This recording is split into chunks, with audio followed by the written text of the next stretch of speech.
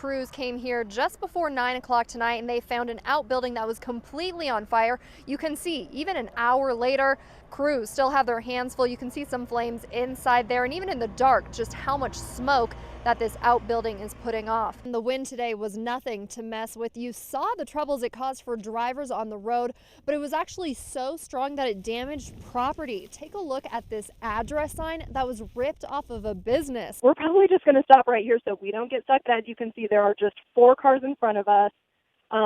Each of them have police tape tied to them, so I'm assuming they've been here for quite a while, and they've just completely blocked this road. So this is as far as we can go untouched. We actually just seconds ago saw a hazmat crew heading that way. Also in the last 15 minutes or so, we saw 2 ambulances and 2 fire trucks. Now we know at some point shots were fired, although as you mentioned, no officers were reportedly hurt. Here comes another fire truck now.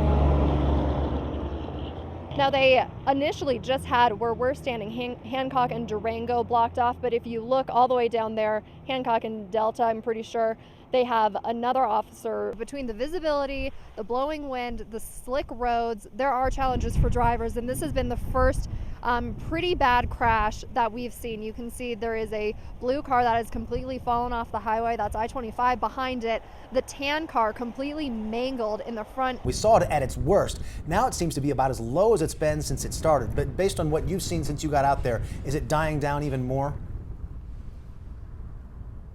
Yeah, I would say so. It's hard to see what is beyond that field, but obviously there would be a lot of black smoke if it was burning. You can see there's kind of these dry weeds is what is on the other side of this fence, and I think what would be burning. So I think the white smoke and kind of like the lack of smoke compared to what we saw earlier is an indication that it certainly is not as bad as it was before. You can see there are a few deputy vehicles parked in front of the entrance, and every so often we're seeing an investigator walk in and out of the school. The Douglas County Sheriff says quick actions of his deputies absolutely saved lives here today. A parent came up to me as they were storming out saying what was supposed to be a vigil became too political. Now, many STEM students showed up tonight assuming they would have a chance to speak at their own vigil, but after several scheduled speakers, including multiple lawmakers, the STEM students left and held their own vigil out in the rain. There's still a pretty active investigation, as there would be with any time that there is a fire, but the fire department does tell me since there were injuries with this fire, they do have to be extra diligent. 11 News reporter Danielle Kreuter was there within just a few minutes, and she's live at the scene for us now. Danielle, we don't know how the fire is tied to the gunfire or how it started, but tell us about the shooting. Well, Don and Diane, we know that this all started as a disturbance call at this apartment complex. You can see investigators are still on scene now. They'll be here for quite a while, piecing together how it all happened. Only 11 News was there as the first emergency vehicles rushed down Hancock Expressway to this apartment complex. It all started when officers were called to a disturbance. During that disturbance, at least 1 shot was fired. Officers were not injured. 1 suspect has been transported to a local hospital. Neighbors in that building tell us they heard 6 to 8 gunshots. People in the hallways were just really frantic. Then there was smoke. Police were on scene evacuating the building at that time. About 5 minutes after that, fire trucks started rolling in.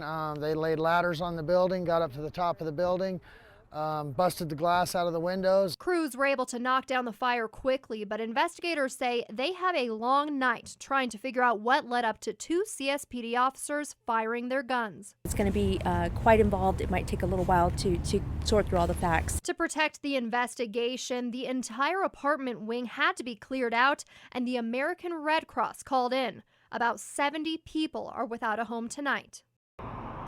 The name of the suspect that was taken to the hospital and the 2 officers who were involved have not been released tonight. We'll be sure to keep you updated as we learn more information. For now, reporting live in Colorado Springs, I'm Danielle Kreuter, KKTV 11 News. Hopefully police will release more tomorrow. Danielle, thanks very much.